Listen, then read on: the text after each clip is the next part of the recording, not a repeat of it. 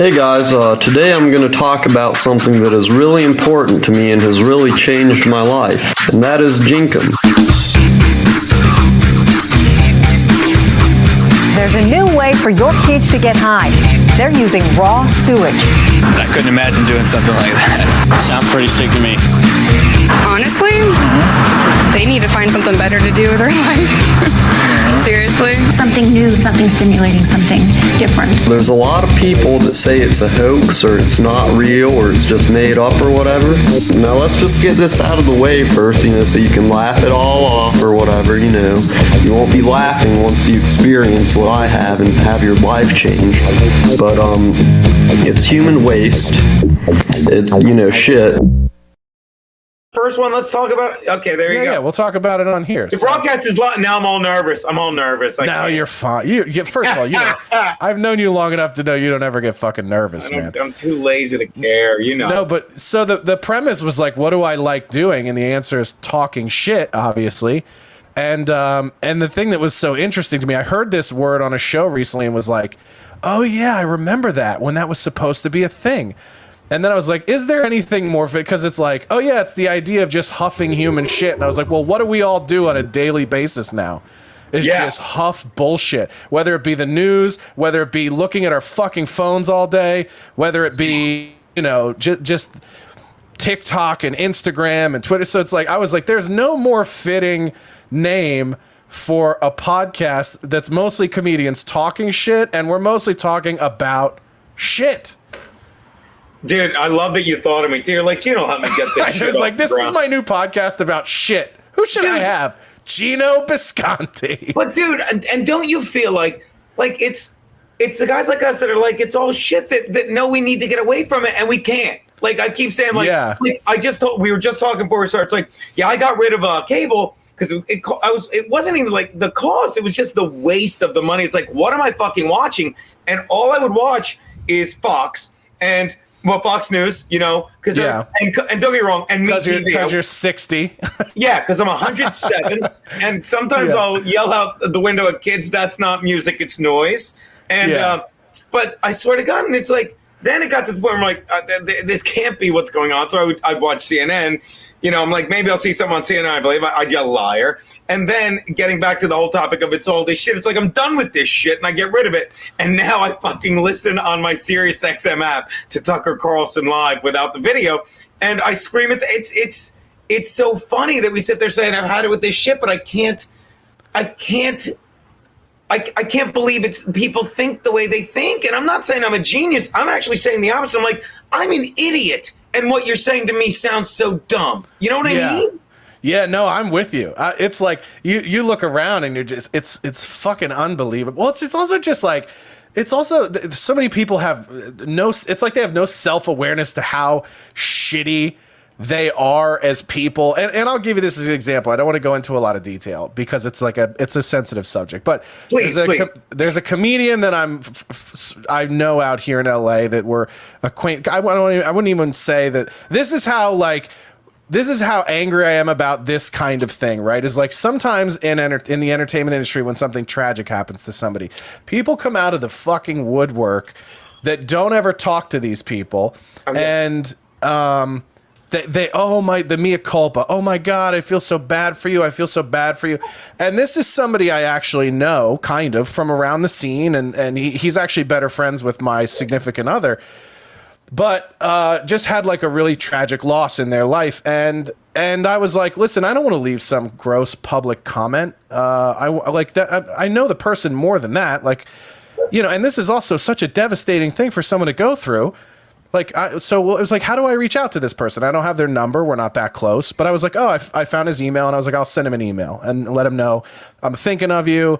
This is a horrible thing to go through. And I just, had some nice words I wanted to say and whatever. Right. But it's like you go into the person hasn't even shared anything on social media since this thing happened. And you go into the comments and it's like, 10,000 empty, our apologies, our thoughts and prayer. And these are from fucking A-list people. And, I just can't help but feel enraged of this guy's been working his ass off in this fucking town for over a decade, working very, very hard. And you didn't, like, he was a blip on your fucking radar. And now that something's tragic is happening, you're like, oh, we think the world of you and we love you. I was like, so then fire the guy and give him some fucking money and some opportunity. And like, you know, change this. You have the opportunity to change this person's life for the better. And you're just fucking swooping in and leaving an Instagram comment. Like, ew, dude. It's just fucking gross. Like, if I found out you lost a family member or something, you know, and I would. Joke's on you. They're all dead already, Josh. Yeah, me too. Well, it's like I lost my brother at the like midway through the pandemic, like in May of last year, and he was young. He was 43 at the time. So, what'd you lose him to? Liver failure. Oh. From and COVID, obviously. Alcohol, yes, I'm sure. Trust me, they were fighting like hell to sneak that onto the fucking. I wouldn't doubt it. Onto the death certificate for sure. You know, and this is how fucked up this is. My mom wanted to know when he passed away. Like, was it COVID? And they're like, yeah. Well, if you want an autopsy, you're gonna have to pay for that out of pocket because in the state of Michigan where he passed away, they were like, unless we suspect foul play. We won't do an autopsy unless you privately pay for it. It's like, what the fuck, dude? You know what I mean? Like, and we knew what it was because he had been sick for the last year really bad. It was in the final stages of cirrhosis of the liver where your liver just stops working and your body, you're basically, you know, I'm sure if we did the autopsy, we would have found he passed away from probably like sepsis or toxemia in the blood, right? So... but he went in his sleep, which is like the best you can hope when you lose somebody like that. But it's like, I didn't really, I talked about it on the podcast or whatever, but I didn't post social media posts or anything like that. And I didn't want people messaging, like if people I hadn't heard were messaging me, you know, or sending me, like posting on old social media posts about it, I'd be like, you're fucking gross, dude. It's just as gross to me that people do that when something bad happens in your life as it's gross when people do it when something good happens in your life. Like when I got the show back in 2016, people I knew didn't like me were jumping in my comments on Facebook and being like, congratulations, dude, you worked so hard, you deserve it. Oh yeah. And then 2 years later, when the internet wanted to drag me for comparing something to the N-word, those people were like, yeah, fuck this guy. He didn't deserve anything.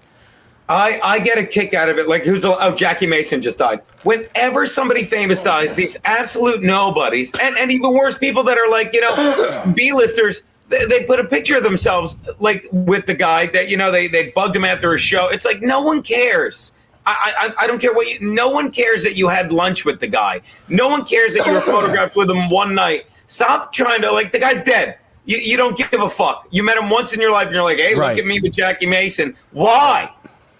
Just fucking write your next joke. Do your next fucking gig. And it's like, it drives me nuts. There's so many of these people that are like,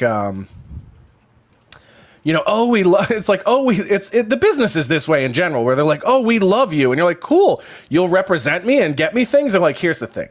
I've already got a fat red. So I don't really, there's not really much I love what you do. We love what you do around here, but we just don't really know what to do with you.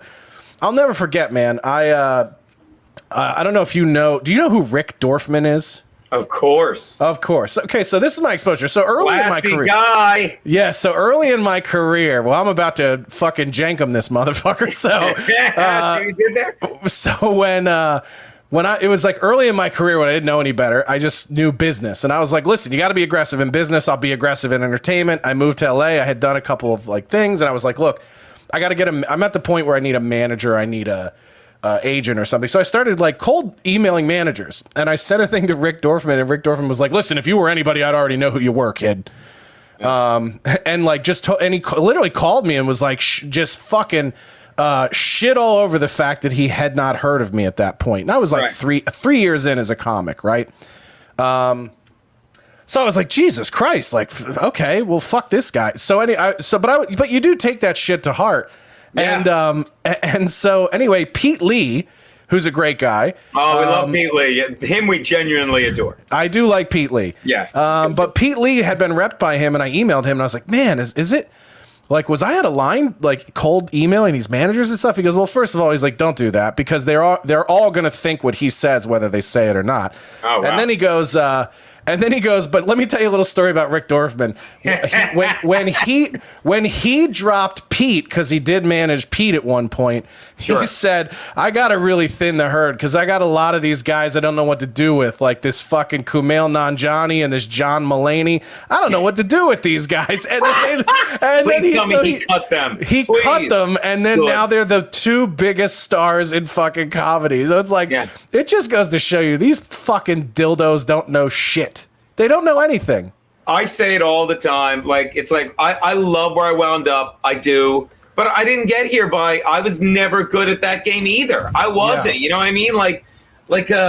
I just, I started in bars in Philly. So when I got to New York in 2001, I'm like, well, you know what I'm going to do, Josh? I'm going to get a good 15 minutes. I'm going to get seen by an agent. I'm going to get an agent. I'm going to get a late night spot. I'm going to get a sitcom, a festival. And I could never even get the first part because I fucking do crowd work. I say cunt. I have jokes about the Holocaust. And 5 years in, my ass, maybe 3, whatever. There was never a time. I'd love to tell you there's a story, Josh, where I go home and go, that's it. I'm going to say what I want to say and they'll come to me. No, but I'm sure when I said, that's it. I'm just going to say what I want to say and see what happens. And luckily the world comes around.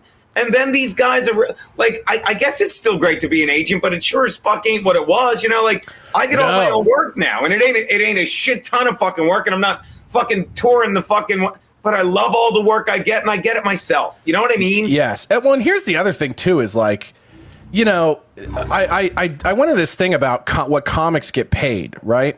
And going through this whole thing of like, well, now the clubs are telling us if we don't get the fucking vax, we're not allowed to perform. And it's like, by the way, let me interrupt you with a great story. And I don't even know if I'm allowed to say who it is, but I don't see why. There's a comedian who got vaccinated. I'm going to say his name, Joe Mackey. Or is it Maki? I always say it wrong, but you know him, Joe? Yeah, Joe Mackey. Okay. Yeah. Joe got vaccinated. He has one of my favorite jokes of all time. He's got so many. What is it? Where my favorite one was the one he did on Last Comic, and I can't believe they let him do it. But he said, I keep my password for my bank accounts as the N-word, so that if somebody ever tries to mug me and they go, what's your password? I go, I can't tell you. I don't want to turn this robbery into a homicide. It's so fun. But he's another guy that the way he talks, he said he has this joke and it's so many layers. By the time he gets to the end, he's like, so I went to my doctor and he's like, look, if you don't start eating right and cutting out your sugar, I'm going to have to put you on a prescription, A prescription is like, well, then just give it to me now, because now that I know it's out there, I'm going to keep eating like shit and eating sugar because I know if you didn't want me to, he goes, if you didn't want me to do that, you shouldn't have told me. Hey, why don't you try a little harder at your job? Yeah. But he is such a nice kid, and he got the vaccine because his dad's very sick, right? And he wanted to be able to go see his dad. When the Comedy Cellar put in that ban, you can't perform he won't work there. And he's vaccinated. What a classy motherfucker. Just like out of solidarity and principle, right? I got to be honest, I would do the same thing. Like, it's just such a totalitarian stance to take. Well, I would do the same thing if I were vaccinated and I'm not, and if I were allowed at the cellar anymore, and that bridge is, I set that on fire. Glad. Yeah, that's I think you and I are maybe like, idiots. We're South Philly white trash idiots. We really are. I mean, there's no better. But my first two guests, you and my buddy Chris, are both South Philly people. Yeah. And we're really starting this new shit podcast off with the shittiest kind of people. But I think you and I are the only comics I know that are actually banned from clubs. Like, there are certain clubs that is like, you are not welcome here, and it's like. And some of them I've never had a real incident with. Like the club I'm banned from, I'm banned from 2 in Los Angeles. I'm banned from Flappers, and here's why I'm banned from Flappers. Get banned from Flappers? Here's how I'm banned from Flappers, because I was with another comic when we went to Flappers. So this is the story. I was there hanging out with him. Well, okay, he went there to see Chris Porter, and he was on a 10 o'clock show.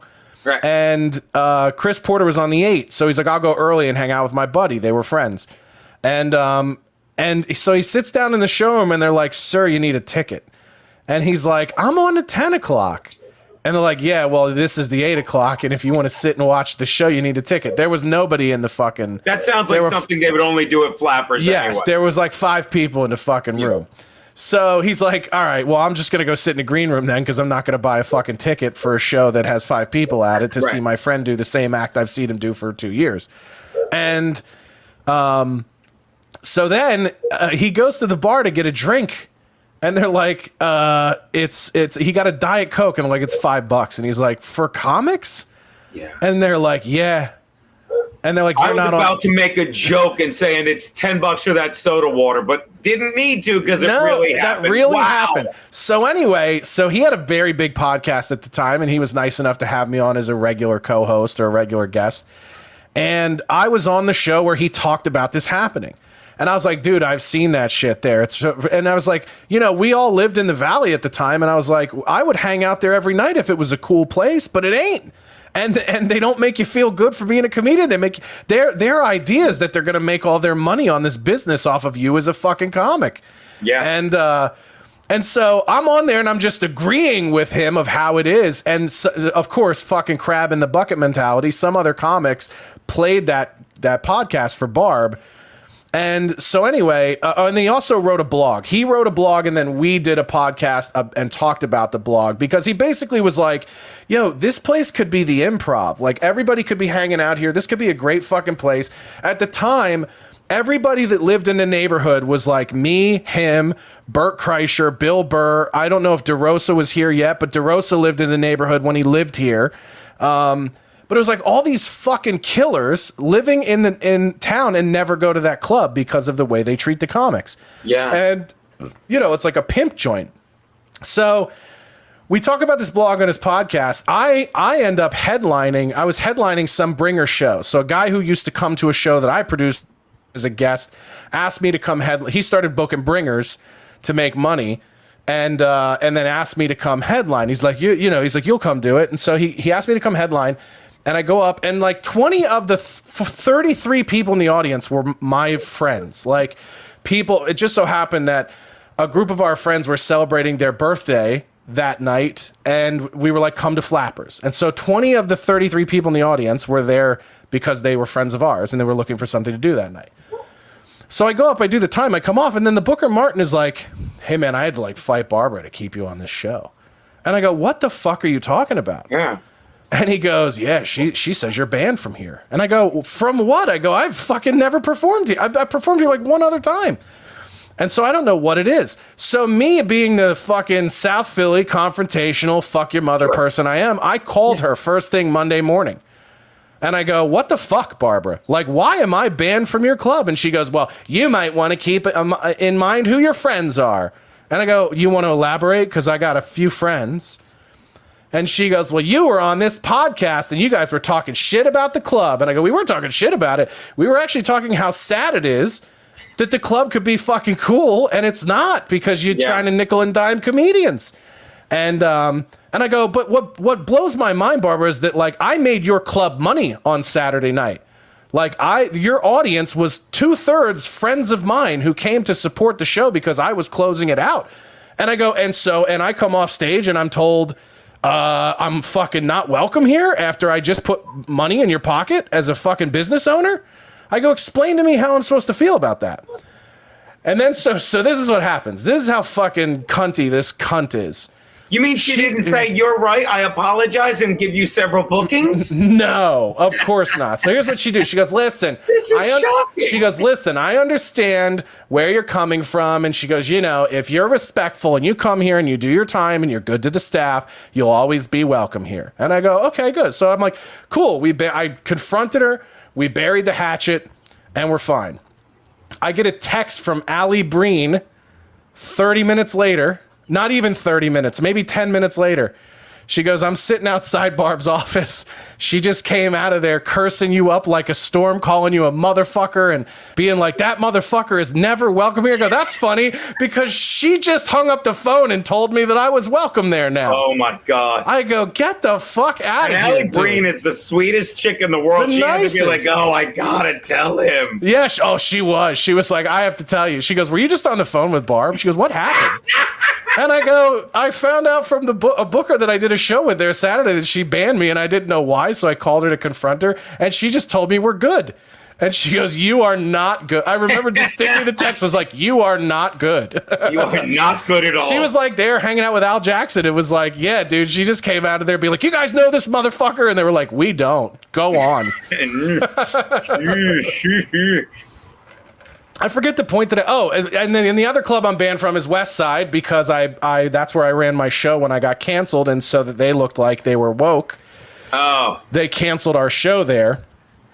And when I called them, you could tell they were coached by their lawyer. When I called Chris, the guy who runs it, I was like, "Hey, man, what's going on? Why are you?" Or I don't know if they called me. Yeah, they called me. And they were like, "Hey, man, we're canceling your show." And I was like, "Why?" And they go like, "Well, you know, we want to promote an environment that's diverse and inclusive." And I go, "So what's not diverse and inclusive about my show? My show's always had people of different colors, men and women, good balance. That's never been a problem, and you've never addressed it with me. So why is that? What does that mean?" And he literally just kept repeating, "You know, we want to make sure people understand this is a diverse and inclusive place." And I was just like, "Chris, I know this is lawyer speak that you were told so that you don't get sued because you're so afraid to deviate from the script."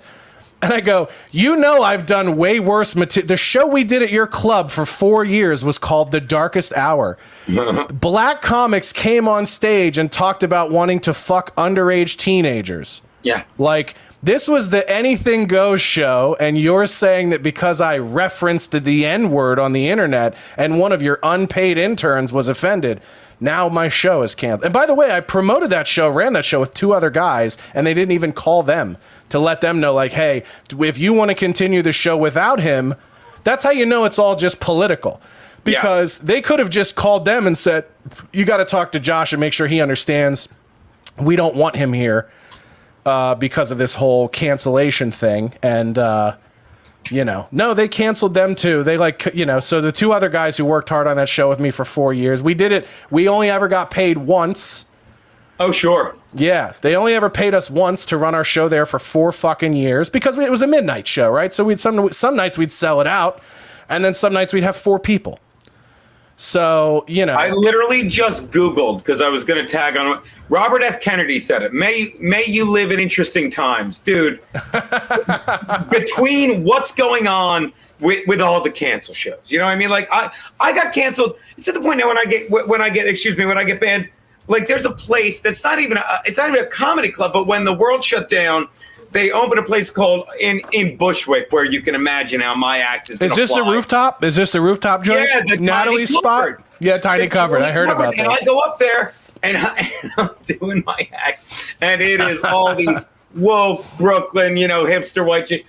And I do a Holocaust joke and a race joke, and everyone in the front's laughing. Because they're normal people. And some white chick in the back is getting offended, and she's like, she goes, "Next, boo, next." And so I say, and it's not this funny, but I crack myself up, Josh. I go, "Ma'am, if you say get off the stage one more time, I will do 3 Holocaust jokes." And right during the beat of "I will," she's like, "Get off the stage," as I'm saying, "Do 3. So I'm doing the Holocaust jokes, and she is losing her mind. By the time I get done, the 2 incredibly nice people, they're not comedy club bookers that we're talking about. They're people that had a rooftop, and they're like, "Yeah, you can do comedy." Or they come up and we're like, "Look, we have to ban you. I think we have to ban you." They don't even know the protocol. They're right. And I'm not even going to imagine. I don't think you're allowed to be here ever again. Right. I feel like I'm a mobster that handed their 8-year-old a gun and they shot them. I'm like, yeah, I'm fine with it. I'm like, they're like, "You can stay and have drinks, but just you can't come back." And I felt so bad for, you know what I mean? But this is what goes on, and everyone else is laughing. But I think, like, and this gets back into the "May you live in interesting times." Like, everyone is sending me. Not everyone, but a lot of my fans from my show In Hot Water. I'll do the plug, but I just assume. We have time for plugs, but plug it now. But yeah, please. But my show In Hot Water, we have our fans are the best. But this is one of the greatest compliments I got from a buddy of mine who's a fan, but I know him. He's from Philly. His name's Ellis. I don't know if you've ever drank with him, but one time he bumped into a guy. And he's like, "Yeah, I met Geno once." He's like, "I'm a huge fan of Geno. I met him after a show once." And Ellis said, "You met him after a show?" He goes, "Yeah." He's like, "Then trust me, you're a friend of Geno's." And like all our fans, like I feel like I know a lot of them I know, and a bunch of them send me these fake fucking vaccine cards, right? Like, "Here you go, buddy." and at first, like if this was 2-3 months ago, I'd be like, "Yeah, let me hold on to that." But honest to God now, Josh, between what's going on with the cancel culture and the fucking vaccine, I want people to know I'm not vaccinated because I'm genuinely curious to see what's going to happen. Like, I'm lucky enough that everything I've got, like, you know, when you earn shit, it can't really be taken from you. Yeah. You know, no one's going to take my show. I do it in a studio where everyone's like, normally I don't give a fuck about vax. The shows I'm doing now in the city, they're all with people. Literally, the girl that runs one show goes, yeah, don't worry, we're not worried about vaccines. You know, like it's like you draw on what you need. So I want people, I'm not vaccinated. I want to know what you think. And they're nuts. They're nuts, but I can't wait to see what happens. Well, and this whole thing we started down this pike talking about what clubs pay. And so it's like you talk about all this shit that you go through dealing with these clubs, these weird bands for, you know, being funny at the end of the day. And then now this forced vaccination shit. And it's like, hold on a second. You want to tell me that I'm not allowed to perform at your club, and that's a club where you seat 200, you charge $35 a ticket, and you want me to do 6 shows for $800, and I pay for my flight. What the fuck are we talking about? Yeah. Like, I'd rather do a show for 20. If I'm charging 30 a head, I do a show for 20 fucking people. I do 2 in a night. I make $1,200. Yeah. Like, this is how not hard it is to make the money that they're now taking away from. I mean, a spot at the Comedy Store pays $15, the same it did in 1970. Yeah. So, or 76 or whatever the fuck. Dude, I give and I'm the same place as you with it, because if I'd rather do a tiny fucking room that holds 30 people, because sell tickets on Eventbrite and make what I make, and just take the door and go on about my day. But I'm lucky enough, and I can't give it, and I always do. I always say my co-host Aaron Berg, like, our show works because, and I always say this: if In Hot Water was the show I wanted it to be, it would suck. If it was the show Berg thought it was going to be, it'd be a lot better than mine, but it'd be different. But somewhere we meet in the middle between me trying to be slightly serious and being the straight man, and Berg just being insane and everything. Wild. Yeah, wild, and it works. But it also works because I'm like this. I'm the outgoing glad, and he's a responsible motherfucker. I've always said, like, my career, I've never been good at going from point A to point B. I'm great at sitting in point A, and I didn't always know this, but I realized, I'm like, I sit here in point A, I enjoy it, and I draw stuff in that gets me to point B. Berg is that guy, goes, I'm here, I can get here. And so he's the one that books. He's more strategic. Yeah, he's great, and he's hilarious. But he's the one that books all these shows called Comedians of the Compound. And you know what I call them, Josh? You'll get it. They're home games. I can walk on stage there, and that's where we make our money touring. But if I walk on stage and be like, hey, I got a new shirt. Yeah, Geno got a new. So any club, any gig I get now in the city, like, if I get $20, that's great. But I'm not even doing it for the money. And don't get me wrong, Berg does it Berg will do 7 spots on a week. I'm like, why would you do 7 spots? Like, well, he's getting paid good pay weekend spots, so he's making money. I'm like, I don't even think like that anymore. I just want to get on stage so I can try new shit. But I'm lucky enough that I'm making money other places from busting my balls in the first place. Yeah, podcasting and all this. And yeah, it's just like, I think it's become evident, right, that for all of us, we all have to get to a place where we're making our money almost like entirely away from stand-up itself. Yeah. Like, that's really what it's become. Like, you know, for me, it's like, most of my people are, how do you make money? Are you still working side jobs and stuff? Like, honestly, most of my money now comes from streaming of my album, which started to really take off for some reason in the summer when I did that Gaffigan thing, and that went viral, and the conservative world kind of found out who I was.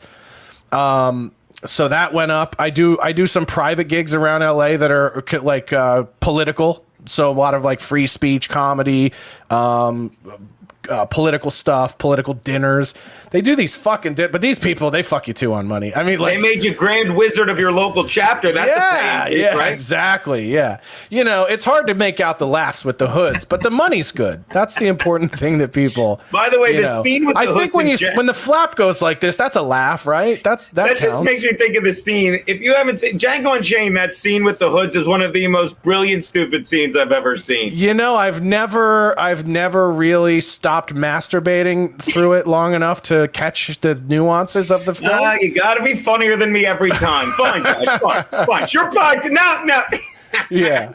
I have time codes where I like to finish, and then if that's not one of them, I really don't. It's mostly the back. It's mostly the third act.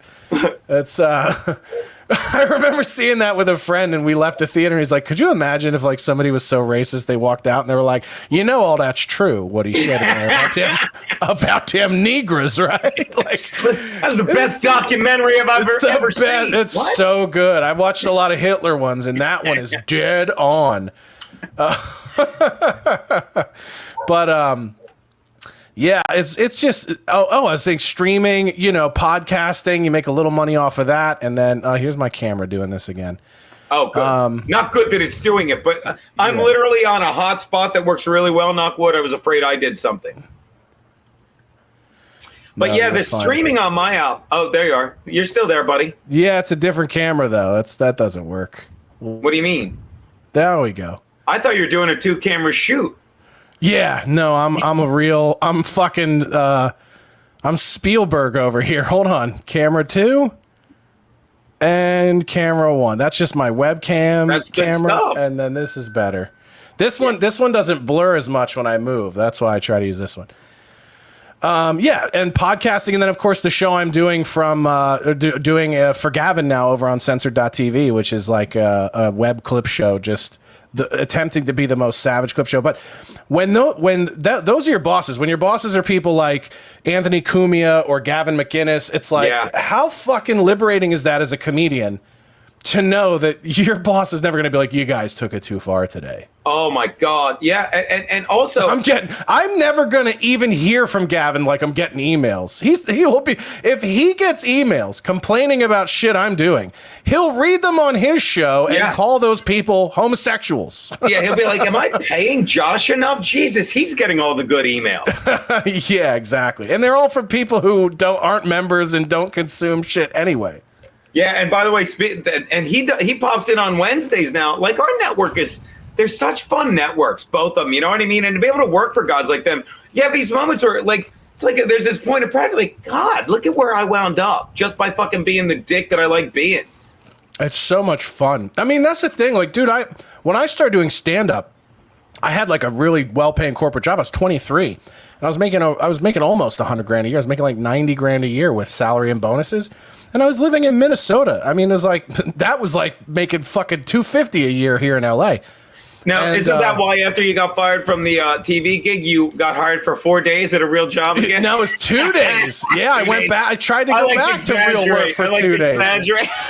I could have worked with 4 days. I only got 2. 4 would have been a fucking 2 days. Four would have made sense. If they let me work for 4 days, they could have even just lied and said like, we don't think you got it. But 2 days, they had to be like, we saw the Twitter stuff and the comedian stuff, and well, I should even say we saw it. Women that work here saw it. And women are cunts. Yeah. The president of the company, when he interviewed me, was like, "That's fucking awesome," and all we did was talk comedy for 2 hours. By the way, in the hidden bar that they have in their corporate office. They have like a secret man cave bar. Because, you know, this place is the kind of place that's too professional for a guy who said fuck and women can't drive or whatever happened. But yeah, I worked there 2 days before some woman who, by the way, wouldn't have even worked in my department complained to the other woman in HR. And she went over all of my bosses to the parent company's general counsel lawyer, who was another humorless twat. And then they just were like, let's get rid of him so that a woman can have his spot. And then the funny thing is, so that the guy I worked for, the guy who brought me to that company, I've worked for 4 different companies. One was Hollywood Video when I was a real young guy. Then we left there, we went to Crocs. Then we left there, went to Sean John together, P. Diddy's retail company, where my entire workforce was black. And I didn't get so much as a single HR complaint working there. So how am I going to work at Sean John and get no complaints about being a racist, but I go to Travis Matthew, which is a golf apparel company for white people in Huntington Beach, and they're like, we're a little worried that you might be racist. Are you, Kathy? Because it's looking mighty fucking Caucasian around here. It's gotta be its own worst nightmare to live in that. Am I nuts? I mean, obviously I am, but I can't imagine people wake up every day with this white guilt or all this other stuff. And like, it's gotta sap on your fucking life. You know what I mean? I'll tell you what it is. It comes from the fact that deep down they know they don't deserve the life they have. Yeah. And they have tremendous guilt over it. So I look at somebody, like a good example would be somebody like Kristen Bell, the actress, right? Sure. Such a bleeding heart, diehard liberal. Also somebody who commented on the comedian's tragedy that I mentioned earlier. Sure. Who, again, you make several films and TV shows a year, several opportunities to put this person to work. You probably don't even know who their agent is. But, you know, God forbid they go through something horrific publicly that you can comment on and look better about, then by all means jump in and add your 2 cents. But here's a person who's like, oh, that's so horrible. And, you know, it's important that we with our platforms do this. It's important that we do that. It's important. It's like, it's important because you don't think you deserve your millions of dollars and you feel tremendously guilty about what you have. Yeah. And so you have to feign this sympathy for people. But here's the thing. This is how you know they're all full of shit. Because if you really fucking came to terms with the reality or the feeling that you don't deserve, this is what I always say when people go, well, the only reason I have this is because I'm white. And the only reason black people don't have what I have is because they're black. Cool. You know how you can fix it? Move out of your house and move a black family in. Pay the house off, all right? And then just give it to a black family. You fucking dick. This is what give all the money away. If you think that you got it from a corrupt, racist system and country, give it all away. What I'm going to start saying is when they say it's because I'm white, I'm going to say no. It's because your great whatever was white. Because let me tell you, this is what I've noticed with the white guilt. And I'm sitting here where I grew up, literally between the 3 houses where all 3 of the DeBrigida children were born and raised, and the farm they fucking lived off of. When my grandfather came here from Pescara, Italy, when my dad's grandfather came here from fucking Sicily in the late 20s. Okay, that's when I've never felt more like the grandson of, I've never before until the past couple of years realized I'm the grandson of immigrants because when they got here, no one said, oh my God, this Sicilian guy, you're white, pick a job of your choice and as many slaves as you need. Exactly. They said, look, you piece of shit. Go fucking work on a farm. And that's when they worked on. Let me tell you, the shit you see them wearing, the suits in the Wuhan virology lab, that's the shit they wear now when they're spraying pesticides. When my grandfather and my father were spraying, it was like the scene from The Godfather. They had a tin can with poison, and it ended up killing them because no one cares. But these white people that sit there and say, these Kristen Bells that are like, well, I don't deserve it. I only got it because I'm white. No. Your white guilt stems from the fact that you can trace your roots and so many other people back to the Mayflower, and you were the one standing at the gates, yelling at my family, go home, fucking wop, yelling at your family, go home, you fucking Mick, yelling at fucking black people, go home.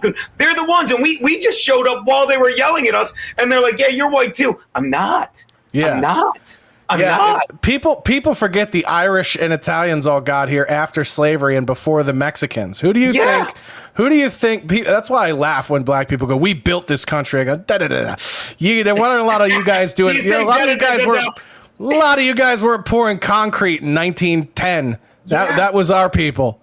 That was our immigrant. That was our indentured servant immigrant grandparents. Yeah. Fucking, I remember the stories of my grandfather in the fucking 20s. He was born in 1909.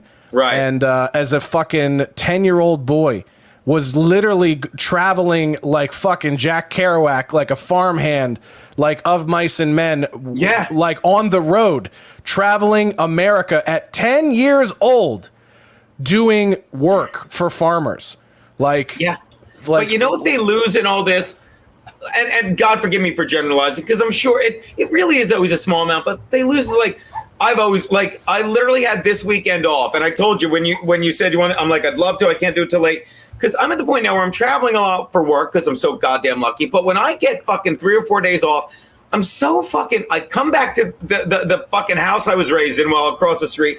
I bring my cat so she can chase bugs. I can hang out with my cousins, drink fucking wine, eat fucking Italian food, and just decompress, because that's what grounds normal people like us. Yeah. They'll never have that, Josh. You always come back to the East Coast and we kick it. These people will never get that. They'll never get it. Dude, yeah, my dad, for the last like 27 years or whatever, has lived in Delaware. And do you know where Smyrna is? It's like just a little bit north of Dover.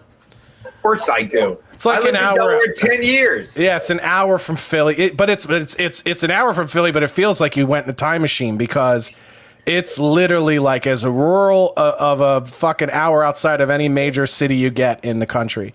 Well, Delaware, I lived in when I went to Delaware. I left here. I moved to Newark, University of Delaware. Then Yo, you went to U of Wilmington. D? U of D, Blue Hens. Okay, yeah, I played against U of D in hockey in high school. I played for the Ducks, the Arena League team. You want to hear the most specific fucking NFL question, and it hasn't changed much up until the Chiefs. The question was named the last two starting quarterbacks in the Super Bowl for the AFC, not named Brady, Manning, or Roethlisberger. Now you can just add Mahomes, which is still a fascinating question. You ready for this? And I'll give you the answer, but they were both University of Delaware quarterbacks, Joe Flacco and Rich Gannon. You're my boy. Look, man. I'm coming out to LA, dude. I want to come out for a Chargers game. I might come out in September, dude. We should, but yeah, they were both U of D quarterbacks. That's why I was like, a football factory, fuckhead. I remember watching Joe Flacco being interviewed when he was being drafted, and I was like, oh, that kid's accent. That kid has such a Delaware, South Philly accent. Yeah. How do you let him play anywhere other than Philly or Baltimore? Like, the accent is like they don't even pronounce all the letters in Baltimore. Is like Baltimore. Baltimore. Hey, is he still in New York? Is he on the Jets? No, he's on the Philadelphia Eagles.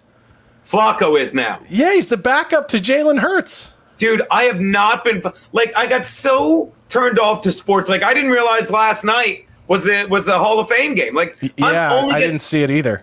Yeah, well, I never watched it when I cared about football, but I'm really getting soured on all the sports. It's tough, man. Like I said, I got back into baseball during the pandemic, but it's like. But what the thing I kind of like about baseball right now is that they're not like so many of these guys are like, yeah, fuck a vaccine. Like whole teams, like half the Phillies are like, yeah, we're not getting vaccinated. Yeah, fuck that. And I'm like, cool, stick to your guns, guys. Like, yeah, dude, you know who I'm excited about for the upcoming NFL season? And this I stumbled upon the other day because you're like me. They're like, whenever people want to bitch about Colin Kaepernick, I'm like, here's a name for you that you won't understand: Tyrod Taylor. Tyrod Taylor is the man Colin Kaepernick pretends to be, because instead of being a guy that sucks and acting like he's a victim, he's a guy that starts for every NFL team he goes to before he gets benched for someone who's fucking better. And did you hear what he said about it? Nothing, because he's a classy son of a bitch. And now he just got, and last year, I'm a Charger fan, and they puncture his fucking lung. Herbert gets, they move Herbert into the starting gig. He's going to be great, knockwood. And now he's in Houston. I hope Deshaun Watson doesn't come back. Let's see what Taylor can do there, because he's a classy motherfucker. That's a storyline I like. Yeah, there's so many guys in a league like that are just like they put their fucking money where their mouth is. They're in the community all the time, and you see them. They're not protesting. They're not Kaepernick has made more money as an activist than he ever made as a football player. I mean, that tells you. But I've said this, and I bet you'll agree, because I don't even think. And I said, they're like, you hate Colin Kaepernick, and I'm like, you know what? I don't think I do. I think he's smart and he made money as all this shit. I hate the people that he's fooled. Like, I think if I was sitting in a bar with Colin Kaepernick, the three of us would get hammered, Josh, and he'd be like, and then I told him another round of shots. I honestly think, and then he'd like pick up hot chicks, we'd all get laid. I honestly think that's what he'd be like. But also another projection of guilt about white privilege, meaning like you were adopted by an all-white family, you grew up upper middle class. Yeah, you went to UNLV, and now you got to comb your hair out. I'm going to correct you. We went to Nevada. I know. Oh yeah, sorry. Yeah, he did go to Nevada. He went to Nevada. Joyner went to UNLV. Yeah. So, but you got the Black Power fist up because you have this tremendous sense of not being legit. Like you have to somehow legitimize your inferiority complex about being black. I played with all those mixed kids with adopted white families growing up, sports, and they all have that complex. They all have that complex of, I'm not the same black kid who had to fucking get in the NFL so that his mother didn't die of diabetes at 30. You know what I mean? Like they don't, and they have a tremendous sense of like, of like, I'm not, I don't fit in because of that. And it's just like, yo, you don't control your circumstances. And by the way, how about you got adopted to a better white family than I was born into. How about you show some fucking gratitude, homie? Yeah. Because we didn't get the white paychecks that are supposedly going around. Like, when all my family dies, I'm not inheriting any land. I'm not even getting a fucking condominium in Virginia. You know, like, there's no legacy going back, hundreds of years. Like, every asset that my grandparents ever worked to have has already been molested and bled dry by their kids. And they never fucking built anything for us. Like, it's just, in my fucking family, dude, it's every man for themselves. It's funny you say that, because this house I'm in right now, like, I'm looking out the window at the childhood home I grew up in, my mother's, but we sold that. But Aunt Olga's house, it's like the house in the movie Up. It's the last thing left. We lost all the property, all the houses around it. And now Aunt Olga just passed away like 2 years ago, 94. But you can imagine, this is a 70-year-old fucking farm. There's too much shit in there. There's a picture of my grandmother over my shoulder. Yeah, I see that. Yeah, I had that same photo in my house growing up. We must be related. But it's like you like how every woman back then looked exactly the same. Yeah. Every fucking woman from that, I have that exact same photo. That's my grandmother. And my grandmother was Irish. Same fucking photo. Did they all use the Aquanet when you were a kid growing up? Oh, come on, please. Yeah, buddy. But you said something earlier. You had China you weren't allowed to eat off of, that nobody ever ate off of. You're like, what are these fucking plates in a case? Everyone does that, right? Everyone, and the room you never use. My grandmother went on vacation to Italy one time and came back with some fucking, dishes. Yeah. And then they had those hung in the house like fine art. And would you trade it for anything, Josh? No, absolutely. Listen, like, my memory of my grandmother is great. Talk about a shit story. And we'll do that, by the way, for anybody who's watching this at this point of the podcast. We do an hour here, and then we go into a bonus content, which is only available on my locals page. But we get into some real shit questions with our guests, which are fun. And so by the way, that I portion of people will be able to tune in. By the way, I stepped on your plug. I think I got to set up a locals, because I got banned again on Twitter. And I don't even know if I should say banned again, because once you're banned once, they keep catching you. You know what I mean? And I had this, but this last one, I got banned.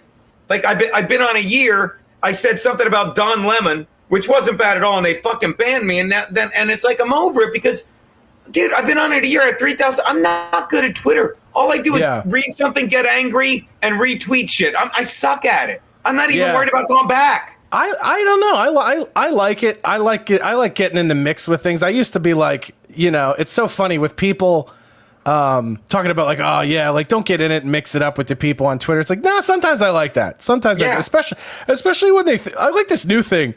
The trolls think like they could they're like, they'll just post a picture of your face like it's like we got you. It's like, I look at this face in the mirror every day, right, motherfucker? Like, I am fine with me. Okay, I've been with the same woman for almost a decade. Yeah, like people are like, nobody fucks you. It's like, and I'm like, thank God for that. I have none of the trying to fuck headaches that everybody else has in their life. I'm just out here trying to fuck, and I'll take any amount of abuse to get there. You know how much money I save by not being out trying to fuck? People are so stupid. You spend most men younger than us, and definitely by our age, and some older than us, most of them spend 90% of their time and money trying to get what I ignore on the couch every day. And it's like, I'm supposed to be the loser? Dude, take a look around. I'm doing okay. It's wild to me. But that is a new thing where people just post your picture and they're like, I own you. And it's like, because you should. My favorite thing is when people take pictures. Like I posted nudes, which are still somehow on Instagram. I posted myself cooking in the kitchen naked with my ass to the camera. And then people will go and pull that off Instagram and post that on Twitter and be like, this you? And it's like, yeah, who do you think posted that? Yeah. You're not catching me naked. Like, I put that out. It only exists on the internet because of me. If you think I'm insecure, like, I'm like, oh my God, where did they find that? Oh yeah, my Instagram where I posted it. Dude, there's always these trolls from, our buddy's show that think they're gonna find a dick pic I put out there. I'm like, when you do, I'll be like, yeah, that's my dick. I didn't put out a bad pic. It won't be hard to find it. It'll be wearing a fucking Italian headband. It'll have a white beater and shape. It's like, trust me, I won't show you my actual one. It'll be wearing a Chargers handkerchief. Well, you act like that's a bad thing, Josh. Yeah. Yeah, it's not that it's bad that it's Chargers. It's just bad that it's dated. It says it's a Dan Fouts rookie handkerchief. That's right. You're damn right it is. That's how I got the erection, because it was Dan Fouts. Yeah. It goes back that far. But yeah, it's like, I don't know, man. It's so silly. I do have fun on there though. I have fun. And one of my favorite running gags now is when I tweet something controversial and then people who have no idea who I am just immediately start tweeting at the Food Network like, fire this man. And it's like, it's probably the one thing my fans love the most is that they're just like literally, it's almost like every other day now where I'm like, we got one, guys.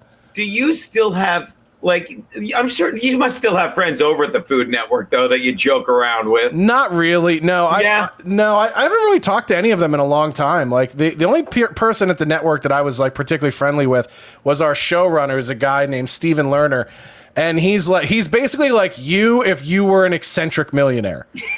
Like, so he's not like me then. So, no, but he's a wild man, but he's got those eccentric, like Kevin Spacey, horrible bosses. Yeah, you like vibes, you know what I mean? Where he's like, where you were like, hey man, have you ever killed a guy? Hey, you want to run a marathon, you got to put Band-Aids on your nipples. What are you talking about? Right, exactly. I always tell the story when I first met this dude. When I got the show at Food Network, you have to do like a class, a safety class, so that they don't get sued if you burn yourself in a kitchen somewhere. Sure. So I do this safety class, and he summons us. He knows I'm upstairs. He summons us to come down. He's been assigned as our showrunner.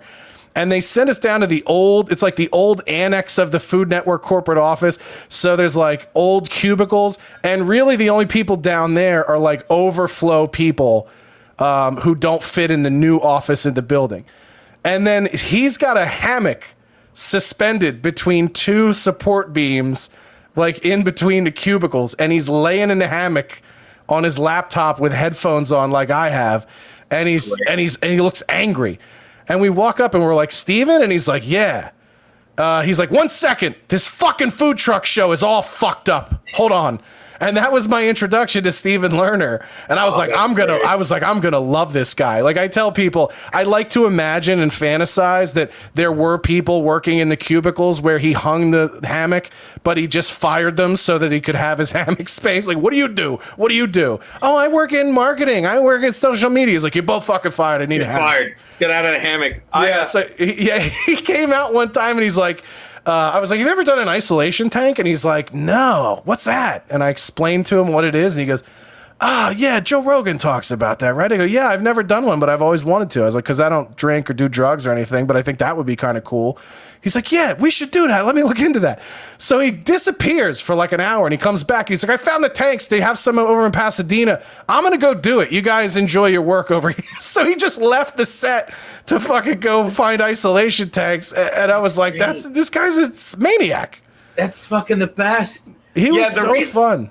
The reason I asked, like, because I used to write a sports sheet. You know, I was so lucky that I used to, I just stopped doing it about 2 months ago. And for 6.5 years, 5 nights a week, Sunday night through Thursday night, I wrote this syndicated sports sheet for iHeartRadio. And it was the best thing in the world. It got me through it allowed me to go to LA for months at a time before I almost said tied down, God forgive me, with this gig. But the past year, and I love everything I do. And I thought of this also because you mentioned gratitude, like have no gratitude. Gratitude, it's the greatest thing in the world, and it just gets you more stuff to be thankful for.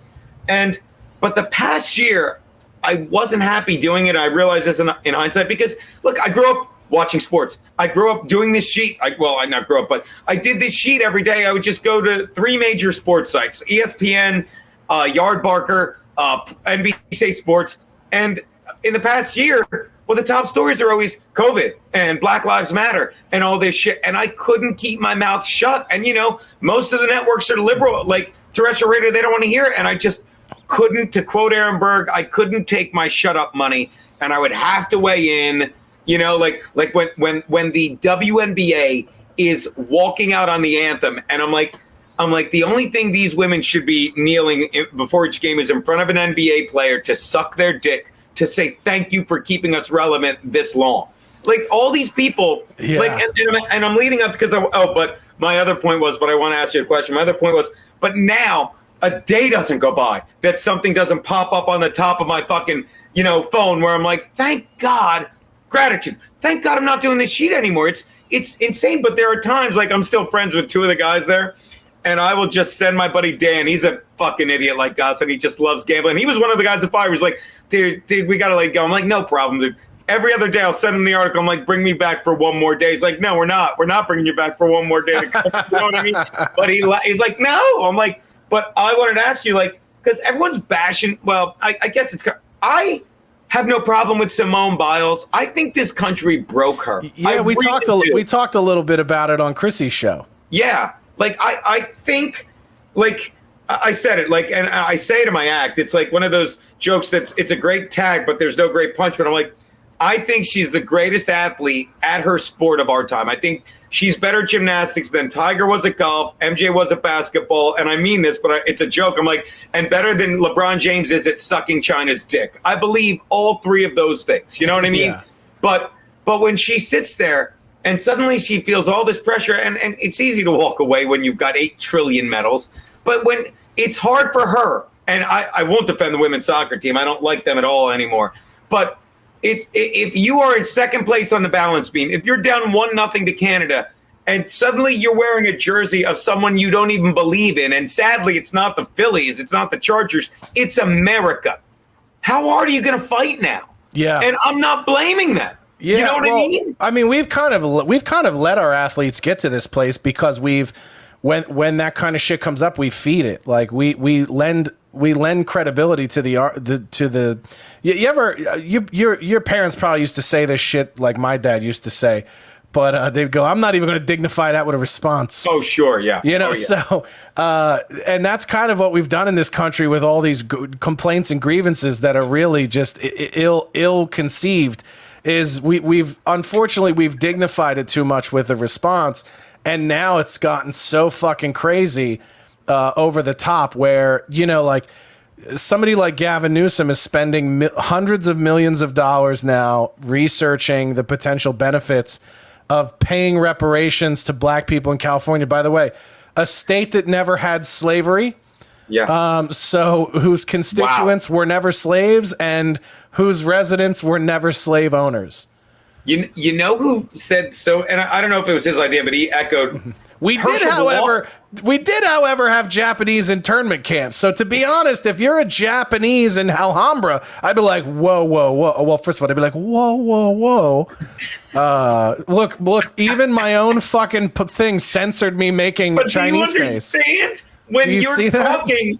When you're talking, it's like something out of out of HAL or IBM, because your face pulses, your little avatar pulses while you're talking. It's beautiful. That's hilarious. Whenever you say something really racist, you should turn off the camera, and it'll just like an avatar's like saying something terrible. That's pretty smart, actually. I should just turn off the camera anytime. Like, that wasn't me. That clearly somebody they just chopped up things I've said before.